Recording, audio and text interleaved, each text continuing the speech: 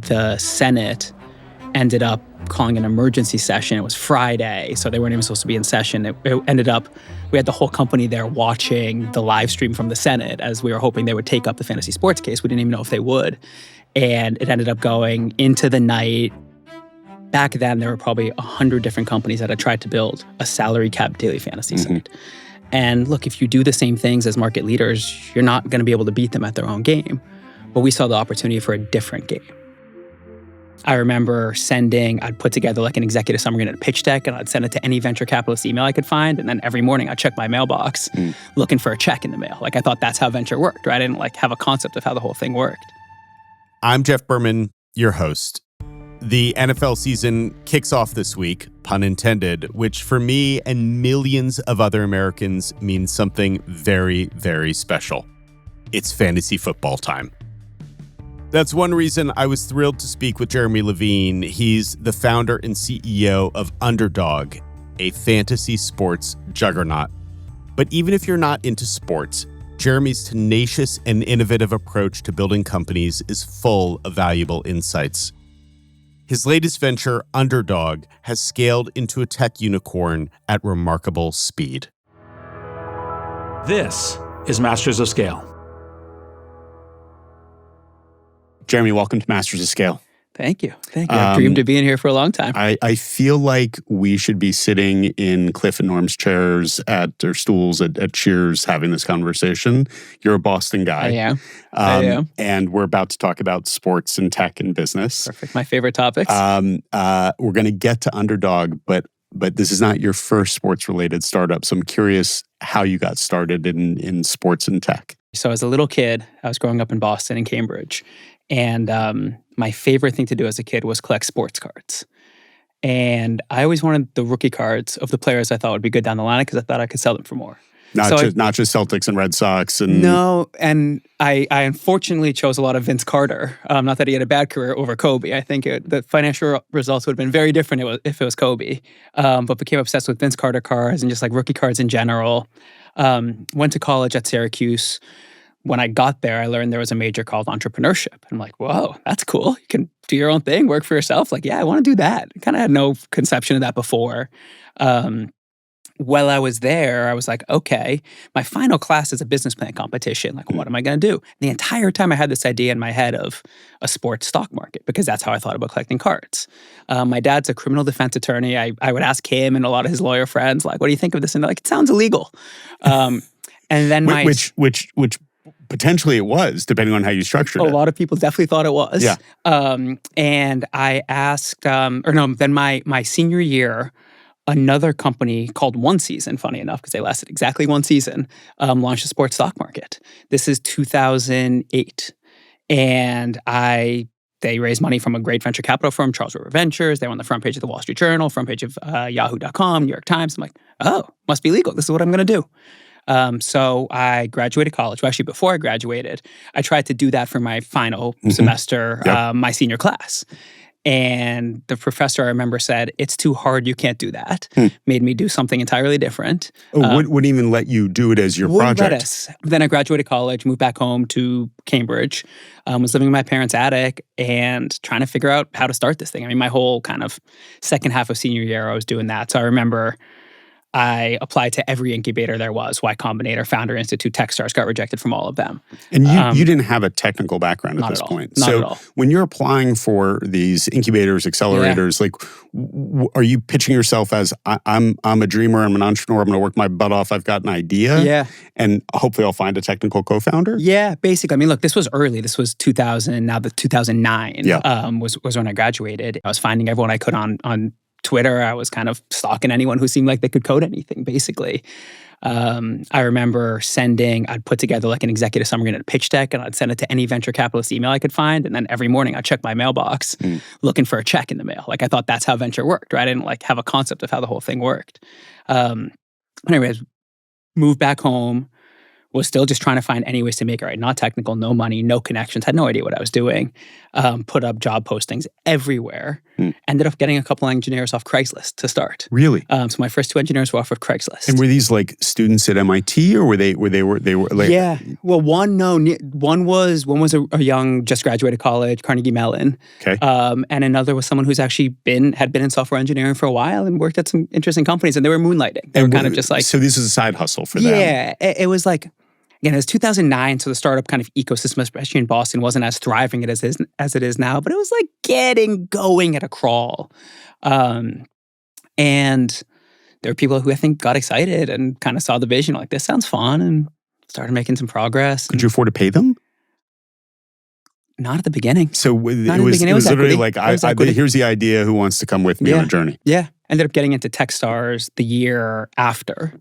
And that was able to get some momentum and kind of just keep on going from there. What became the company, and what was the core product that you were bringing? So that company was called Star Street. It started as a sports stock market, but very early on saw the early signs of growth in what we now know as daily fantasy sports. DraftKings didn't exist. FanDuel was just getting going, and could kind of see the traction. Okay, and so for the uninitiated, for the people who are not inundated with daily fantasy ads, watching sports, what is daily fantasy, and how does it differ from what we know more popularly as fantasy sports? Yeah, so daily fantasy, there's no single definition of daily fantasy, and there's a lot of different games that can fall within what people may call daily fantasy. What I like to say is real money fantasy sports. And there's different formats where you can build a team for a day, you can build a team for a week, you can build a team for a season. Sometimes you manage that team, other times you don't. There's a lot of different formats. The format back then that was gaining popularity was the salary cap format. You'd have a budget, you could use that budget. Every player was priced based on their expectations, and you used your budget to build a team. You enter that team into contests. We could play head to head, we could each put in $10, winner would make 18, site would take 2. Or it could be big tournaments. Now we are running a season-long tournament this year. That's a $15 million tournament. So the biggest tournament in the history of fantasy sports. Well, okay. So what became of that company? And just take us through the journey of that company and how you got where you went. Yeah. So that company, Star Street, started as a sports stock market, became a very early daily fantasy sports company. Built a couple different formats of daily fantasy games, and ultimately sold the business in 2014 to DraftKings. Okay, so I was running digital for the National Football League for a couple of the years that you were there. This was of dubious legality at the time, right? There were real questions around this. For entrepreneurs who are considering going into spaces that are regulated and they're skirting the edges, or are sort of in a regulatory gray zone, how did you assess the risk, and then how did you manage that risk? Yeah, I mean there's a lot of nuance to the question. Ultimately, it's work with a lot of lawyers, ask the right questions, get legal opinions, see what others are doing, and make sure you understand the laws. There was a lot of precedent for games of skill. The most significant legal question facing Jeremy and others in this space: when does a fantasy sports game cross the line into gambling? Because, of course, gambling is a highly regulated industry with rules that differ widely from state to state. It's a question that casts a shadow over Jeremy's ability to scale at Star Street and at the company he next founded. That was called Draft. He and his competitors have realized they need to work together on these legal questions. In 2015, the New York Attorney General said that daily fantasy sports were illegal. For the course of the next 6 months, 13 other attorney generals said daily fantasy sports was illegal. And we as an industry came together and worked to go pass legislation clarifying the legality of fantasy sports. And ultimately we did that. Now I think there's legislation in over 20 states clarifying the legality of fantasy sports, saying that if it's a game of skill based on accumulated player statistics with players from more than one team, it is clearly legal. Okay, and so just help us understand that. I mean, you've got state attorneys general saying no. This is gambling. This falls in a different bucket. The industry comes together arguing actually game of skill should not be regulated the same way. Number one, how did you get competitors to come together around this, right? And then 2, what were the arguments that were persuasive, getting the regulators to say, actually, this is acceptable? Yeah, so back Back then, it was FanDuel, DraftKings. My company, Draft, was third. There was this body, the Fantasy Sports Trade Association, that kind of helped bring everyone together. I was on the regulatory committee of that. And we all knew it was kind of existential to the businesses. And we needed to make sure that our games were, in fact, legal like we thought they were. So we actually worked with legislators to get legislation passed to clarify the legality. So it wasn't, back then, there weren't specific regulators for the games yet. Now that created regulatory frameworks. So now there are regulators for fantasy sports. And now it's pretty cut and dry and obvious that fantasy sports is legal. So one of the things that we've seen over the last, let's call it 15 years, as Uber and Airbnb have risen, and most recently TikTok with the impending TikTok ban, is consumer companies using their apps, their direct relationship with the customers to activate them to affect policy change, regulatory change, et cetera. Was that part of the strategy that you guys implemented? Like, I'm just curious how you guys actually got there with the regulators. Yeah, it was back then. I mean, it was the customers wanted these games, right? People love playing fantasy sports. And ultimately, as the industry went to politicians and said, hey, this should be legal and it should be clarified, it's ultimately, what do the constituents want? What do people want? And over 60 million people play some form of fantasy sports, right? It's kind of a pastime. It's something we all love and enjoy.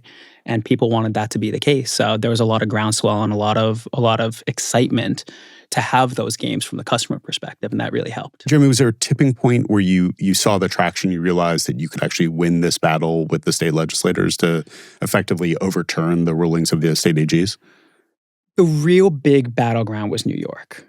And because New York was the first attorney general to say it was illegal. Mm-hmm. And a lot of the industry focus became on New York. Also one of your biggest markets. Big market, of course. And I remember that day in 2016, as we were trying to pass legislation, the Senate ended up calling an emergency session. It was Friday, so they weren't even supposed to be in session. It ended up, we had the whole company there watching the live stream from the Senate as we were hoping they would take up the fantasy sports case. We didn't even know if they would. And it ended up going into the night. 2 a.m. is when they ended up calling it. Wow. They called it and they voted in favor, and ultimately legislation passed in New York clarifying the legality of fantasy sports. I could spend 2 hours just talking about the legal and regulatory. Let's go back for a second. So, Star Street you sold to DraftKings. Mm-hmm. Why'd you decide to sell DraftKings? So we saw we kind of saw the writing on the wall for what was coming in the industry. FanDuel and DraftKings had both raised a bunch of money and were going to go spend aggressively. And we didn't know if it was going to work for first or second place, let alone third. Mm. And at that point, we were in third. We saw the opportunity for a simpler game, and that's ultimately my next business called Draft, where we wanted to build a very mobile focus. It's kind of the heyday of mobile rising to prominence. We wanted to build a mobile game, a simpler game, a more intuitive game, focused on doing the draft. But you didn't stay at DraftKings to do that. You sold the company, and you basically turned around and said, I've learned a lot. I know what the next thing is. I'm going to go do that. Yeah, that was always that was kind of what we were doing then, was saying, hey, we're gonna sell this off to go build this. And in a world where you understood that DraftKings and FanDuel had just raised busloads of money, and they raised a fortune, and they were spending ungodly sums, right? Their customer acquisition costs were through the roof. Yep. You almost couldn't imagine competing with them. What gave you the confidence to say, oh, I can go do this again in a different way and either take a part of the market that they're not even going to pay attention to, or I can beat them at their own game? Yeah, it was building a different game. Like back then, there were probably 100 different companies that had tried to build a salary cap daily fantasy site. And look, if you do the same things as market leaders, you're not going to be able to beat them at their own game. But we saw the opportunity for a different game.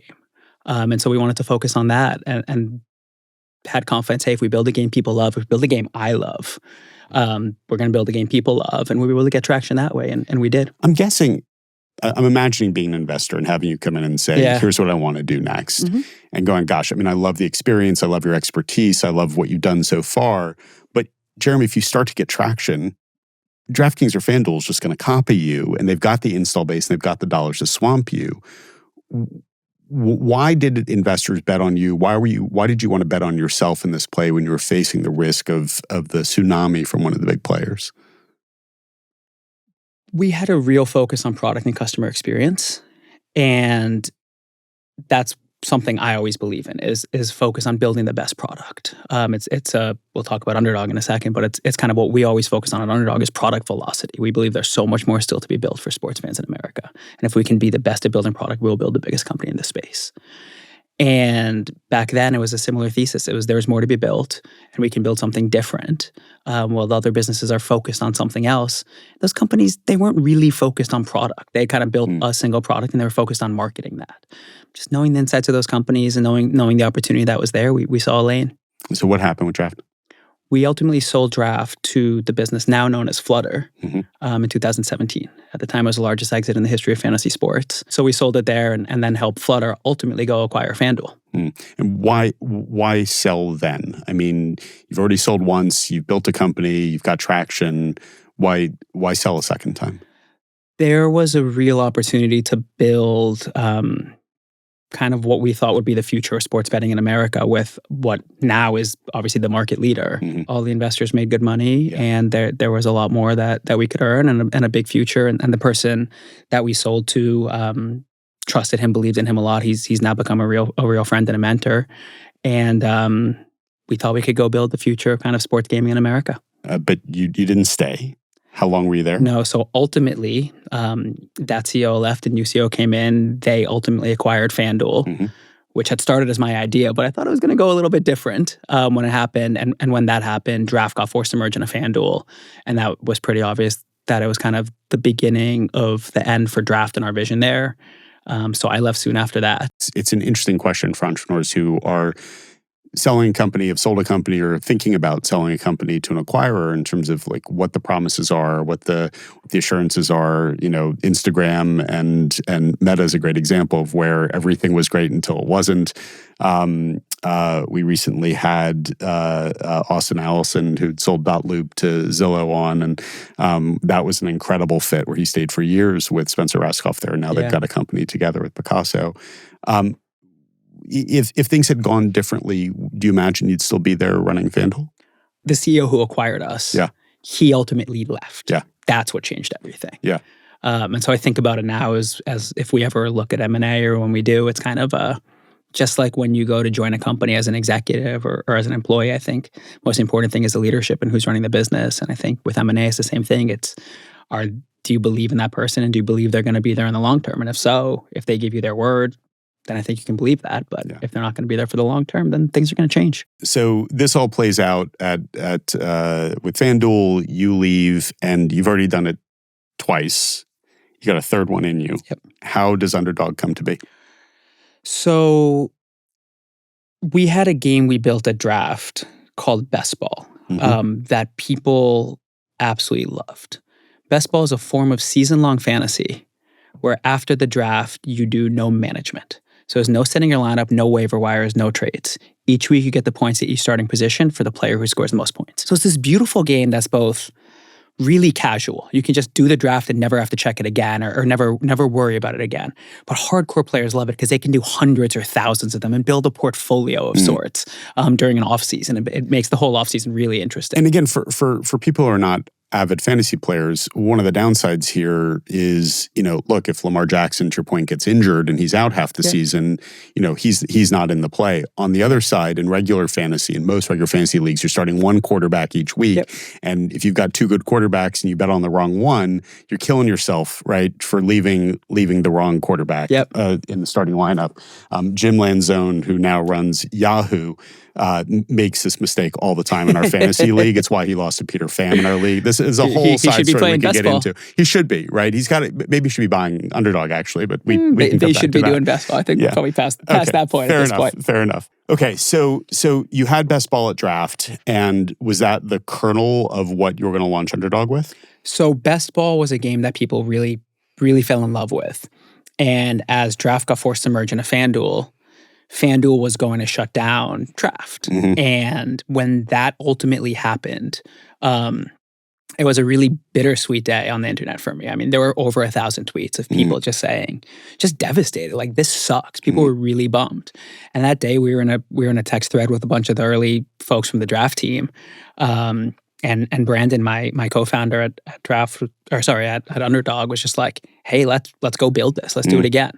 And I knew that best ball itself wasn't big enough on its own, but there were these other forms of fantasy that we knew of that we had built in the past that we could add in.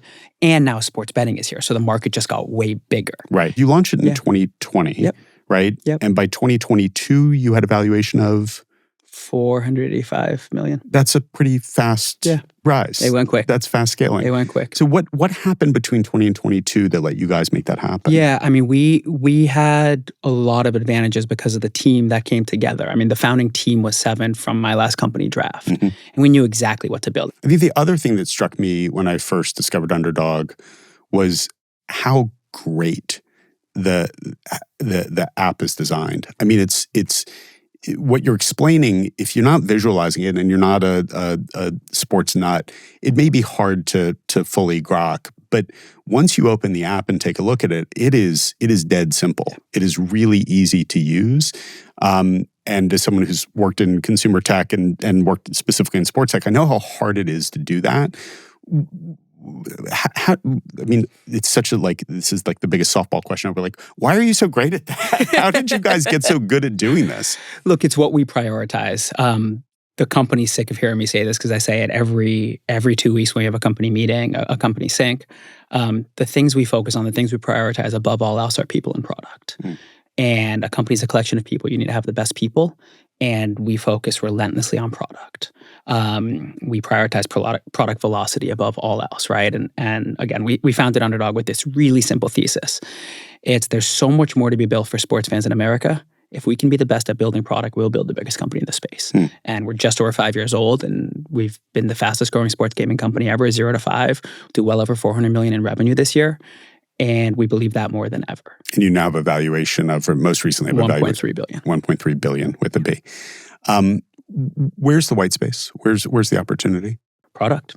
Building more product. I mean, we often say games, not transactions. If you think about sports betting, people normally go to the sports book. And the sports book is a product that was brought over from the UK and Europe. And every sports book that has launched in America is built on the back of software that was initially built for the UK and Europe.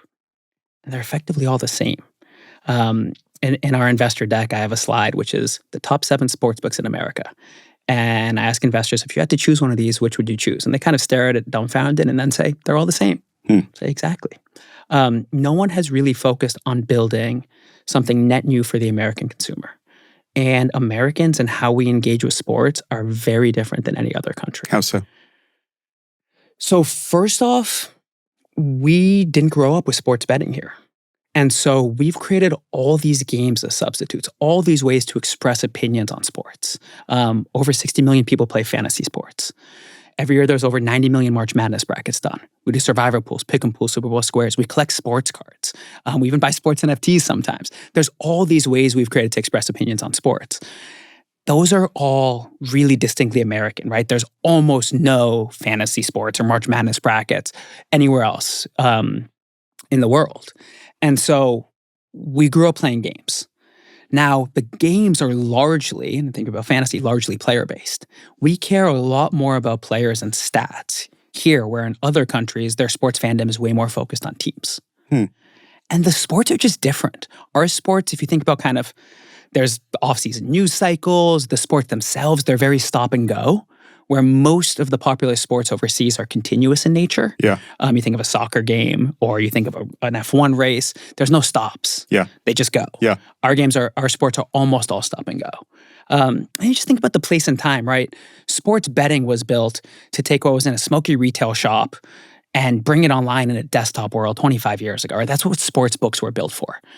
And that's the foundation of sports betting in America still today, because that's where the tech came from. Yeah. We're not in captive retail shops anymore, and quite the opposite. We're all on mobile devices, largely distracted with breaks in our sport, used to playing games, way more focused on players. And you can see how the products that are really going to resonate with American consumers are going to be so different than what was built in other markets. So I'm curious about this focus on players because I see this with my youngest for sure. I mean, he doesn't really have a professional basketball team so much as he roots for the Warriors because of Steph, or he roots for the Bucks because of Giannis, or whatever it might be. And when I worked at the NFL, I really understood that it was club, player league in that order for the NFL at least. Are you saying that it's actually player club league for most of the US? It's definitely more player focused than any other country. And I do think we're seeing fandom for players start to transcend fandom for teams. Is that generational? I think so. And why do you think that is? It's easier to follow players now. Players move around more often. And if you think of social media and you think of the way people consume sports, I mean, it's way more, anyone younger is following their favorite players on social media. Yeah. And the players have way more followers than a team does. Yeah. So what is it about? I mean, athletes are now media companies. I mean, LeBron has a media company, and Steph has a media company, and Alex Morgan and Sue Bird have together, along with Chloe Kim and Simone Manuel and some others. But players go on social media, and to your point, they can reach 5, 10, 50x what their club can reach or the league can reach. What does that change about how you market both the games themselves that you're offering and Underdog itself? Yeah, well, our games are very player driven. So they play perfectly into the narrative. I mean, fantasy is by default player driven. And people want to pick the best players. And so that's what we make kind of simplest and easiest, right? If you think LeBron James is going to have a great game tonight, Underdog's the easiest way to express that opinion. And does that drive how you market to your customers? Is it player specific? How you're? Yeah. And is it true for when you're talking about acquiring a new customer as opposed to marketing to an existing customer? How do you think about this? How does this insight, does it affect how you're going out to acquire a new customer? Yeah, I mean, look, in different states, we'll market the popular players in those states. So it's absolutely people care about the players and people care about the popular players. I mean, when Luka was traded to the Lakers, we saw a real kind of bump in intrigue in Luka in LA, right? Yeah. Makes natural sense. Makes sense. That's what people are focused on. Yeah. Okay, I want to talk about two emerging trends in sport and how you're thinking about those. The first is NIL, name, image, and likeness for collegiate players. Is that having an effect on the Underdog business? Not much, because of the regulations. We don't really market college sports. Okay. What about the rise of women's sports in the U.S.? The Caitlyn Clark effect is real and is one of the best things to happen to our business. What are you seeing there? Last year versus the year prior, we saw, I think it was about 4x the interest and entries in WNBA as the year prior. And we're definitely seeing it on the nights Caitlyn plays. There's a lot more people playing. And is that also broadening the demographic of your customer base? Definitely somewhat, but it's bringing people into that sport that weren't playing that sport prior. Yeah. Okay. When you're still in an incredibly competitive category, you're still in a world where DraftKings and FanDuel exist, and they are 800-pound gorillas. ESPN has entered the space with mixed results, we would say. What outside of your relentless focus on the customer and creating a world-class product, how do you all win? What else matters? Those are the important things. Well, dollars matter. Yeah. I mean, dollars matter for sure, right? I mean, there was, to our point earlier, there was a period of time where you could not watch, literally a single ad break without seeing a commercial for one of the big players. Can you compete against the big players? Yeah, we're doing it. So how? Yeah. Product, the best product. I mean, what do customers want? We believe product wins. And I can give example after example, even in the space of product winning. And that's why Underdog's been successful so far, and that's why we'll continue to be successful. We made the decision, we were founded. I mean, I said earlier, we believed if we could be the best at product, we'll build the biggest company in the space. So the question is how we be the best at product. Well, obviously, it's something we focus on. We hire for. We talk about all the time. But a really key part of it is we had the opportunity to build our own technology. When this industry came to be, when PASPA was repealed and New Jersey was launching 31 days later, anyone who wanted to be live for the start of sports betting in America had to make a really consequential decision. They had to bring already built tech over from overseas so they could launch in 31 days. And as a result, every incumbent is now married to and handicapped by their legacy tech. We didn't have to do that. So they don't even own their own tech stack, is what you're saying. Some of them own their tech stacks now, but it's all built on what was initially third-party tech for a different market. Gotcha. And we didn't have to do that. We knew we could build an advantage through fantasy sports, all while building our own technology and our own licensed, regulated technology for sports betting, which is the future, right? We want to offer as much product as we can to customers in any regulatory framework that's possible, so long as it's legal. And the opportunity to offer sports betting is something we look forward to because it will allow us to offer even more products to our customers, more games and experiences to our customers. What are the products that you desperately want to launch that you, for one reason or another, haven't been able to launch yet? I mean, the simple answer is teams, right? You want to take Luka to have a great game tonight? Well, right now you need to put a player on the other team into that entry. You may think the Lakers are going to win and Luka's going to have a great game. You can't express that opinion today on Underdog. And that's a regulatory restriction. That would be sports betting. Gotcha. And so customers want to express that opinion. Right now, we have to offer basically less options and more restrictions than we could if we offer sports betting. So now, as we've built the technology, that now is the only tech that has been purpose-built for the American market, that is licensed and regulated and has been licensed by this test lab that license every single slice of it that regulators then rely on. Now we can go and get sports betting licenses in states and offer more product to more customers. One of the challenges that, we lived this when I worked at the NFL, I have to imagine, given the fact that the NFL is an 800-pound gorilla in American sports, you must experience this as seasonality. Oh, yes.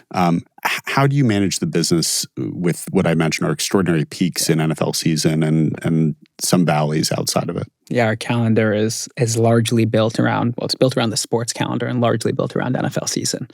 Beginning of September, that's go time. And go time goes all the way through really the Super Bowl and then the end of NBA season. We build our calendar around that. It works out nicely where there's kind of that prime time from September to March, February, March. Then there's kind of the summer to really rebuild for the next season and build more, and then it's go time again. Yeah. So it works out pretty well. Jeremy, if you listen to sports podcasts, you listen to ads for companies like Underdog, and then you listen to 7 minutes worth of disclaimers and phone numbers to call if you have a gambling problem, et cetera. We talk about how Underdog approaches responsible, I'm not going to use the word gambling, but spending of dollars gaming. Yeah, look, it's a really important topic, and it's something that our industry is starting to get better focused at, I'd say. But it was something where I think the industry really needed to course correct, and I think has in recent time. We think about it in a lot of ways. There's, of course, kind of the enjoyability of our product. I mean, our mission is make sports more fun. And we really build our games and our product for the sports fan.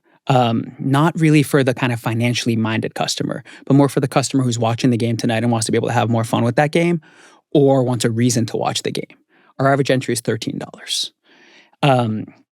So we think about it in the games we build and the product we build and how we market it. And then we think about kind of the industry and how can we help advance the industry. We started a program about 2 years ago that I'm really proud of that we think has a lot of potential. It's called Guard Dog. Great name. And Guard Dog it's a fund that invests in companies that are using technology to advance responsible gaming. Because what we realized is in a competitive field, a lot of companies will kind of default to the bare minimum. Mm-hmm. And ultimately, what's going to be necessary to keep customers really safe and enjoying the products is technology and the right regulations. Mm-hmm. And so those are the two things we really focus on from an industry perspective, is working with regulators and working with companies that can work across all the different operators in the space and then work with the regulators. So these are for-profit companies you're talking about. They're for-profit companies we invest in, and we do our best to help them, right? We kind of provide mentorship. We have a bunch of mentors, some ex-regulators, some responsible gaming experts, and we try to help these companies. We plug them into our business. We plug them into our product and our customers. We try to give them as much data as we can to help advance them and their causes. And we make introductions and do what we can to help them. It's kind of the Techstars model. It's not obvious to me that that's a lucrative category to be in. What's an example of a company that's in responsible gaming that you all have backed and you believe in? So there's a few. One is a company called ID Pair, and that's one where we're working to bring unified kind of it's the regulations of what customers can do when they opt out, let's say, right? So we'll have customers who sometimes say, "Hey, I want a self-exclusion period, and I don't want to be marketed to. I don't want to receive notice from the company," and they'll be able to opt out for, say, 60 days or in perpetuity. And ID Pair is technology that works across operators, and we've partnered with other fantasy companies now to institute it where that will then be shared. They can share that with one click across all the fantasy operators. So it's not just us, but it's the industry as a whole. Right. And so that's one example where we've worked in a couple states to pilot that with regulators and across a bunch of different operators. Industry-wide opt-out for a period of time, effectively. Exactly. Smart. I want to close by asking you for a piece of advice for my sports-obsessed 15-year-old. If he wants to pursue a career in or around sport, where would you suggest he think about starting? God, there's so many right answers. Start where you love, right? Find what you really love. I mean, I remember at that age, I was collecting sports cards. I was building off-season plans for the Red Sox. Find something you love and engage with it. I was doing Madden franchise mode every night till 4 a.m. I think it's just follow your passion. All right, Oliver, you heard that, I hope. Jeremy, thanks for being on Masters of Scale. Of course, thank you. This is so much fun. Jeremy Levine's journey as a serial entrepreneur is fascinating. From starting his first scrappy company with engineers he found on Craigslist, to deciding when to sell and start again, to banding together with competitors to reshape regulation, he has learned at every step. Now he's putting all those lessons to work at Underdog. In fact, after we recorded our conversation, Underdog announced a new offering in partnership with Crypto.com. Underdog users will now be able to put money into sports prediction markets. Here's what Jeremy had to say about it earlier this week on CNBC. So Underdog, to date, historically, has almost entirely been about players. So fantasy sports is about picking players, picking the players you love. And today, by offering prediction markets, we can now offer teams. So teams has been our top requested feature by far, right? Our customers want to be able to pick teams. There are states where sports betting is legal. There are states where sports betting isn't. Prediction markets are federally regulated now, and we're going to be offering that soon across the country. But we should say that. This move makes Underdog the first in its category to offer prediction markets as part of its offerings. It's worth noting that prediction markets for sporting events are another example of evolving regulatory and legal frameworks. Jeremy is no stranger to navigating those risks, and I know one thing for sure. I would never bet against Jeremy finding new ways to push forward. I'm Jeff Berman. Thank you for listening.